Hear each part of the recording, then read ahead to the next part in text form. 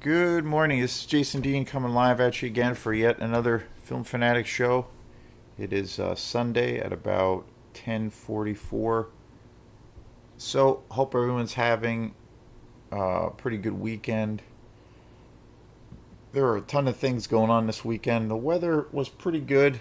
It's not supposed to be very nice today. I guess it's supposed to rain, but right now it's not. So, it rained. I think it rained this morning. Or no, it actually rained last night. I remember waking up in the middle of the night and there was some pretty intense thunder showers. I'm a big fan. Most people love thunder showers. Uh, I I find I find it really relaxing and yet exciting. And I remember when I got up this morning to go to the bathroom or something, I heard it raining like really hard. But then I heard the thunder and it was pretty intense, so it was kind of cool. So I opened up the window and listened to that, and I went back to sleep. So it was kind of cool. Not a big fan of all the rain, but hey, what the hell are you gonna do? It's been a constant thing. So yeah, again with this channel and the videos I've been doing, I've been changing up the format a little bit. I've been doing videos of where I've been setting them up as premieres for the future. Future things I want to do with this channel. As the fall comes upon us, eventually, I'll have even more time to do more videos and things. I don't have any prospects yet. I want to do it more, but I just haven't had. I haven't really reached out or really tried setting anything up for quite a while. But going forward, I want to do more interviews for this channel. Again, that's probably still my most enjoyable thing to do around this channel. I really love that. It's obviously it takes a lot more time. It's more complicated to just scheduling and things like that. There's quite a few. I've done quite a few interviews over the past 6 months or a year or so. So, and I really enjoy it. It's a lot of fun, and again, I always love doing it because I try to get somebody on the show that's had a background to a degree, to some capacity in the film industry, and for me, it's being such a film fanatic. It's a learning experience for me because I learn, or hear from a different perspective. Because from my perspective, it's really coming from just being a fan of films and just being really inspired by films. I have had experience working on like the technical side of film to a degree, but so I kind of understand how that whole thing works and how incredibly complex it is making films and just being involved, the whole world around it. And the thing that was interesting was when I did, you know, explore that world, like where I was involved with making like music videos for a little while, and then also working on my own film projects for a little while. It, realizing how incredibly hard it was, especially when it came to being involved with like a full-on film project, and how well, to a degree, how expensive it was, but then how just time consuming it was, and just it was incredibly hard to assemble something out of all of the footage and shoots that you do, and to try to make it cohesive, and to try to tell a story with it. It's incredibly hard, and then you have to worry about 10,000 different things around it. The editing, the just the direction, the performances, the dialogue, the cinematography. You know, putting music to the film. It's to me, and I've said it many times, but I think it's the ultimate form of artistic expression, and I also feel it's also the most complex and the hardest because of those examples of where you're multitasking on so many different levels. I always refer back to, for bands and musicians, around say recording or performance. When you're recording, of course, that is incredibly, in its own right, incredibly hard and challenging. But for the most part, and within the actual music, recording and production and all those things, mixing and all those variables, obviously there's many, many things to worry about in those respected things. But, and then also when it comes to performance, but when it comes to film, like that's another facet. And so you have, instead of where you're like say just worrying about the music part, if you're in the studio recording music, you're you're for the most part working on one particular thing and trying to focus on one particular thing. But as a filmmaker, you're that's just one small component. So it really gave me a whole new, huge, profound respect for filmmakers, and it actually made me even a bigger fan of film, and it gave me a new respect for, growing up, certain directors that I've always loved and that I love now to this day. Why there were times where I'm like, why is there such, long gaps between when a movie comes out or when they put out a movie, and through the process of actually trying to immerse myself in that world, I realized, wow, this is why, because of the scope of everything and how massive it is and intimidating. So yeah, very very cool. Just an awesome, all around art form. So speaking of movies, I'm actually going to be going to see a movie today, The Voyage of the Last Demeter. I have high expectations going to see this, but then I also have incredibly low expectations. So we'll see. I really want to see it on the big screen. I discovered this really awesome theater a couple weeks ago where I saw Oppenheimer. It's probably the best theater I've ever been to locally. Well, it's an hour away, but really great, really awesome theater going experience. So I'm looking forward to seeing it on the big screen. Mostly mixed things I've heard about this movie, but I don't know. I want to have the experience of at least checking it out. Some people have really taken a big shit on it, but the interesting thing is, I saw Halloween Kills in the theater, and that came out around October of last year.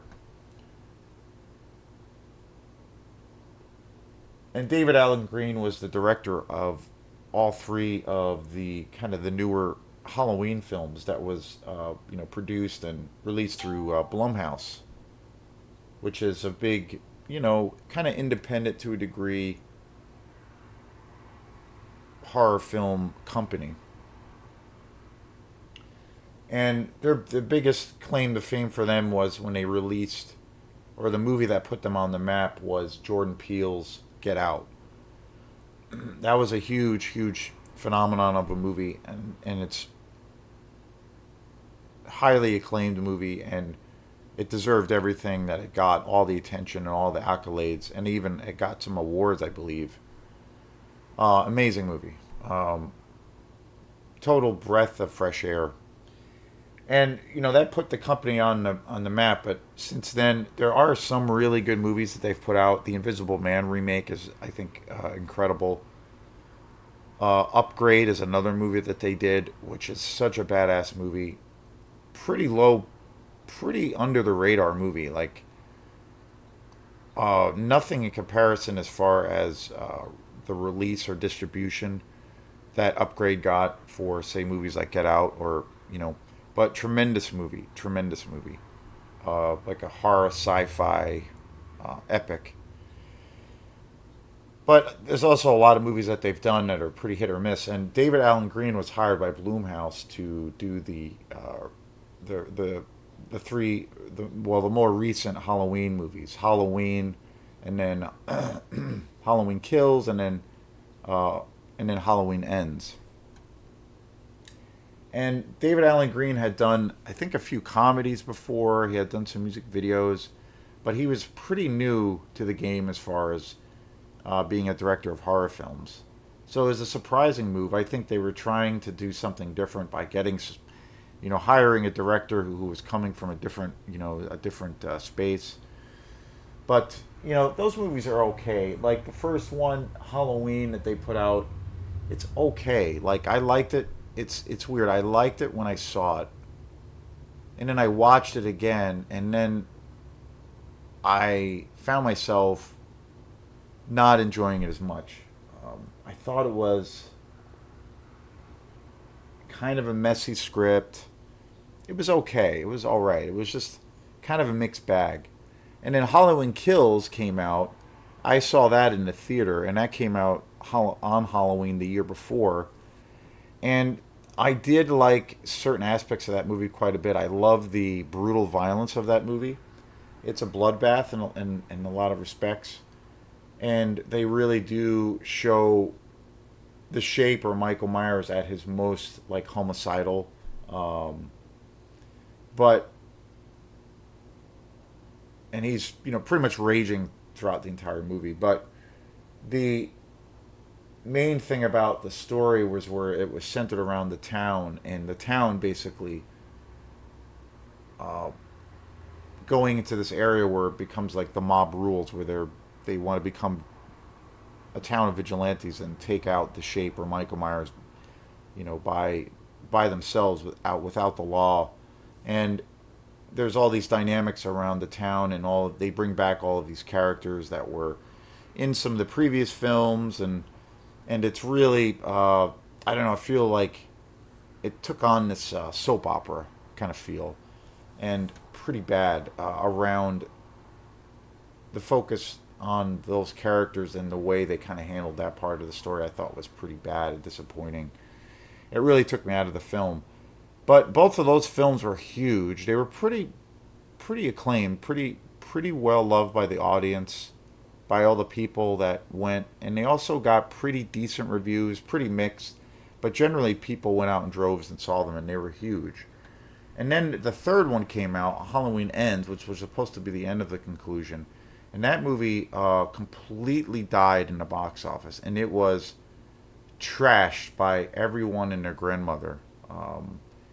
No one wanted to go see it. It had an initial release that was big, and then word of mouth traveled that this movie was just god awful, and everyone stopped going to see it. And then also the critics just destroyed it on every level. It was kind of unparalleled, and everybody was basically saying on how terrible of a movie it was. But I don't know what drove me, but I did want to. I was curious. I wanted to see it in the theater, and I saw it in the theater, and I found myself actually really liking it. Um, I like that it just took, in some ways it might not have been successful with what they were trying to do, but I liked that they were really trying to do something different with that movie, and I love that they were really trying to to a degree turn the whole thing on its side a little bit. But I think in a way of giving giving people and giving the audience, messing with their expectations a little bit, but trying to do something fresh and different, and not going into territory that's already been explored. And I thought for the most part they did a good job, and I actually enjoyed that movie. And I saw all of these really weird parallels between Halloween Ends and Halloween 3, Season of the Witch, which was another movie that was, now it's really real well respected and really appreciated, and it's a huge cult movie, and it's one of my favorite films in the franchise. I love that movie to death, and but at the time when it came out, it was just destroyed by critics and didn't make any money. I mean, just totally shit on in every way, and because the main reason is that that movie was so radically different than any of the other movies. So it really was a completely different story. And and I saw a lot of parallels between Halloween Ends or and the season of the Witch, Halloween 3.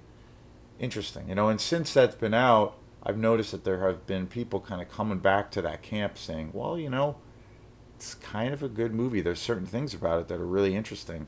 And I've seen this slow kind of trickle into where it's, building a little bit of a fan base. I don't know. It's interesting.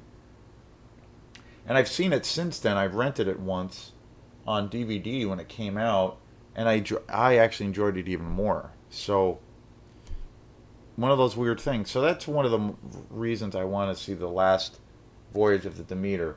It might not be the same kind of experience at all, but, it's something that I still want to see. So, I'll be checking that out tonight, and I'll do a review for it, whether it's for good or bad. So stay tuned for that, and that will happen um, probably tomorrow night or tomorrow morning. So I'm looking forward to seeing it. Hopefully, it's not totally awful. We'll see. We'll see what happens.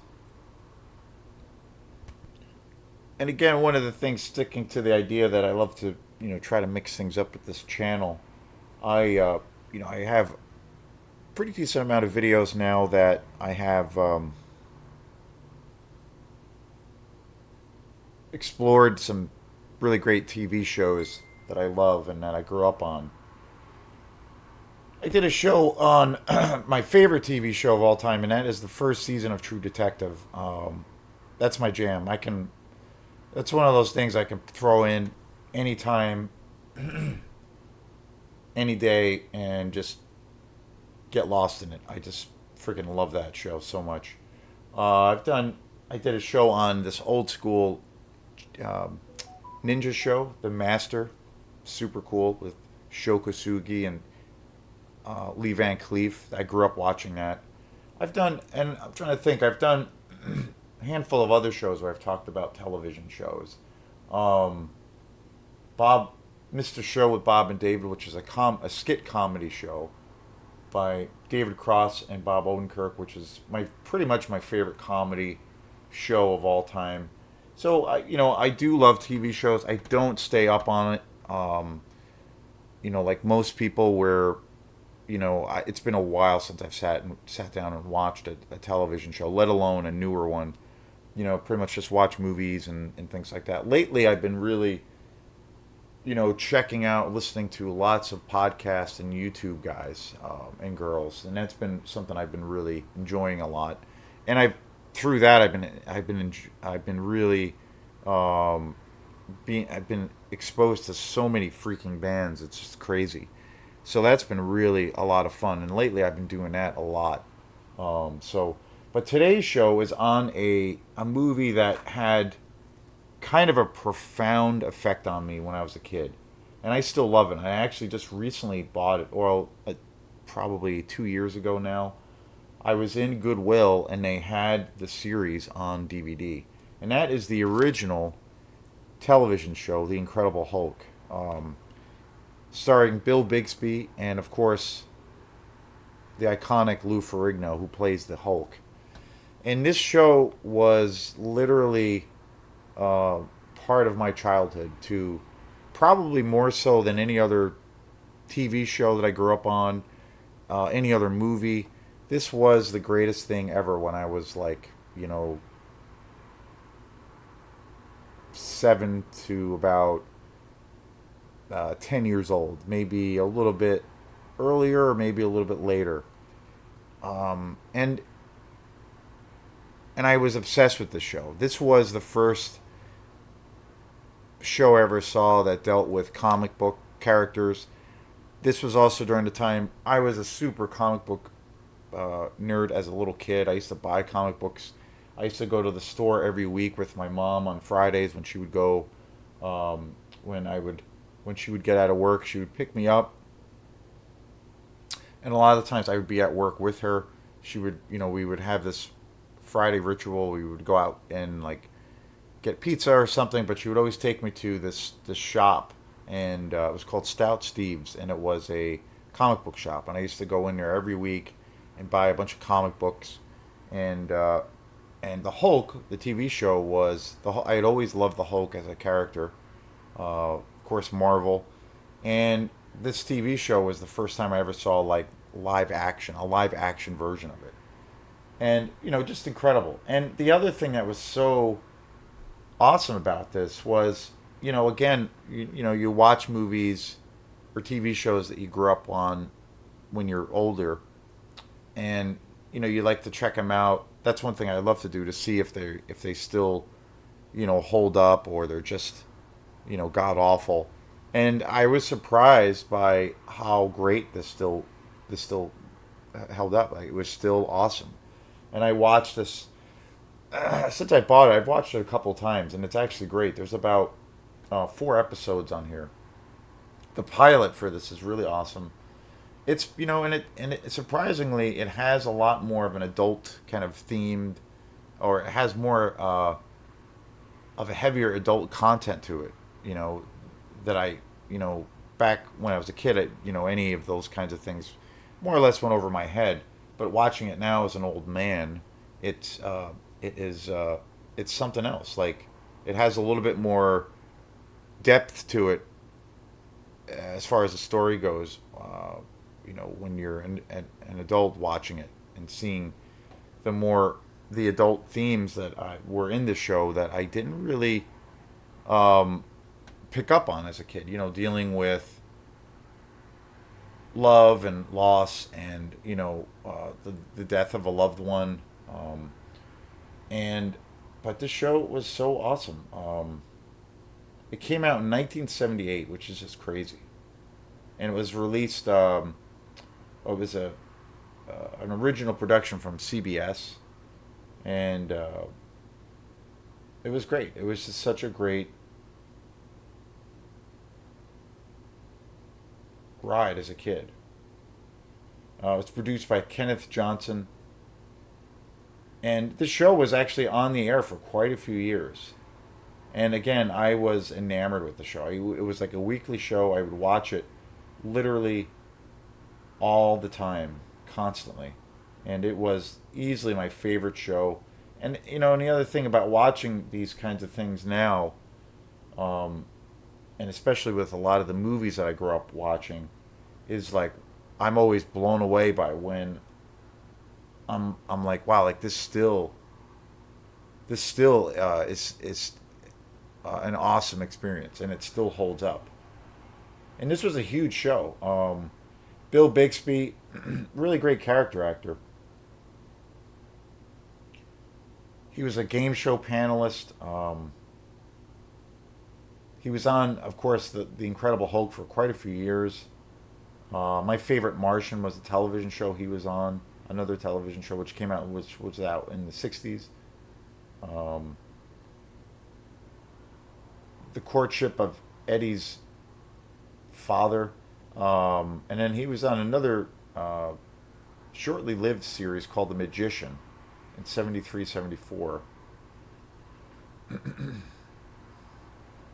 The Apple Dumpling Gang in '75. Blossom, the TV show, which is funny. I forgot that he was in that. 1990, 1995. Um, Speedway in 1968. He was actually really young, and he was in an Elvis movie. Super cool. Super cool. And of course, Lou Ferrigno, um, just amazing. He was full-on professional bodybuilder for many years. Mr. America. Um,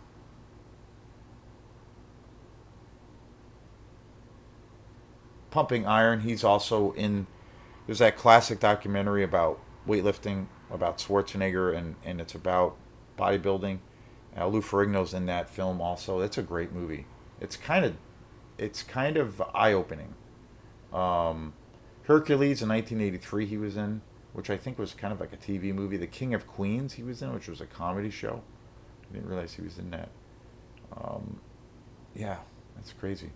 Hercules 2, Sinbad of the Seven Seas, he was in that. And then also in 2017, he was in a movie called Instant Death, which was like this low budget action movie. But super cool. Um, the thing that's the best part of this is the pilot for this is just awesome. And again, this was like before any CGI. This is all practical effects. This is like total 70s. And the music is, just awesome. And given that, when this was done, it's all practical effects.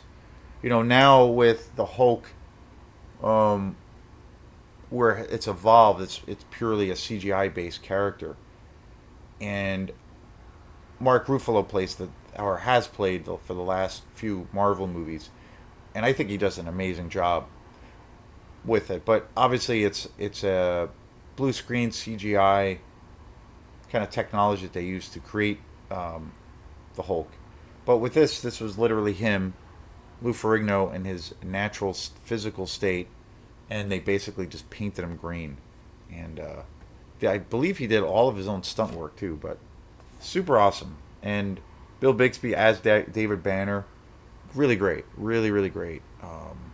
I love this movie. The other character in this series, there's a couple really great characters in this series. Um, Jack Colvin, who played this like investigative journalist, Jack McGee, who was trying to find out who the Hulk is and if he's a real person. Marlene Hartley was really great. She's like the doctor, the assistant to Bruce Banner. Ted Cassidy, really great cast.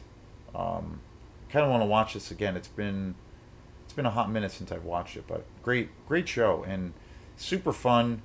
And again, like I said, the thing about watching it now, is kind of surprised by it. It actually has some depth to it. In regards to like dealing with kind of heavier adult themes, but super entertaining and just awesome and loads of fun. So 1978. I was really excited. I got this on Blu-ray.